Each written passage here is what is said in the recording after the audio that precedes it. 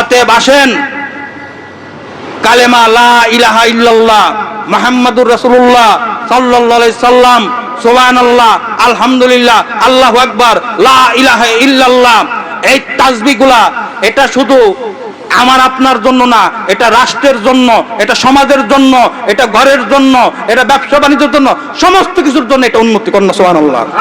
তার কারণ আপনার কলব যখন পরিশুদ্ধ হয়ে যাবে, এই কলবে যখন কোনো নাফাকি থাকবে না, এই কলবের মাঝে কোনো ময়লা থাকবে না, তখন এই কলব কখনো কোনো খারাপ কাজ করবে না। তখন কলব যেহেতু ভালো, কাজও হবে কি ভালো। এই ভালো কাজ করতে গেলে, ভালো কলব করতে গেলে ভালো জায়গায় যায় আমাকে আপনাকে সোহবত নিতে হবে, কথা ঠিক কিনা? একটা চুম্বক চিনেন না? চুম্বকের মাঝে যে আকর্ষণ আছে, সাধারণ একটা লোহার মাঝে কি আকর্ষণ আছে? ওই লোহাটা আপনি চুম্বকের সাথে লাগাই দিচ্ছেন তো কিছুক্ষণ লাগাইয়া ওই চুম্বক থেকে সেই লোহাটা সরাইয়া এই লোহাটা দিয়ে আরেকটা সাধারণ লোহা ধরা যায় কি যায় না? তার মানে কি চুম্বকের আকর্ষণ বা কিছু পাওয়ার, কিছু ক্ষমতা তা আসা পড়ে, কথা ঠিক কিনা? অতএব আমার আপনার কোন শক্তি আছে এখানে কথা বলার? আমার আপনার কোন শক্তি আছে একটা মানুষকে তরিকার জগতে আনার? কোন শক্তি নাই, কোন পাওয়ার নাই। ওটার পাওয়ার হাউস হইল মদিনাতুল মুনাওয়ারায়।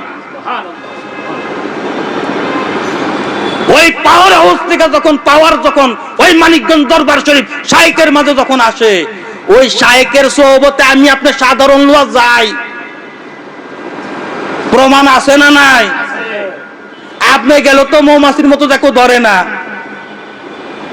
আমার আপনার শাইখ যখন আসে, আমাদের মতো সাধারণ লোক দেখেন চুম্বক যদি এখানে রাখেন আর চারির দিকে যদি কিছু সাধারণ লোক খাপ করে ধরে না, চুম্বকের মধ্যে আকর্ষণ হয় না? আমার আপনার মুর্শিদ যখন খোদা যখন আসে, তখন আমি আপনি কি বইসা থাকতে পারি, দাঁড়ায় থাকতে পারি না? ওই চুম্বকের কেমনে দেখা ধর্মী চিন্তায় থাকি। এত হাজারো গার্ড, এত বডি গার্ড, এরপর তো ধরে রাখতে পারে না, খাবাদার ধরেই, কথা ঠিক কিনা?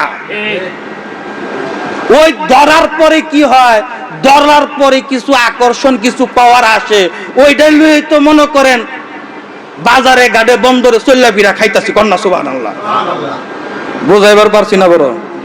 বুঝছেন না বড়?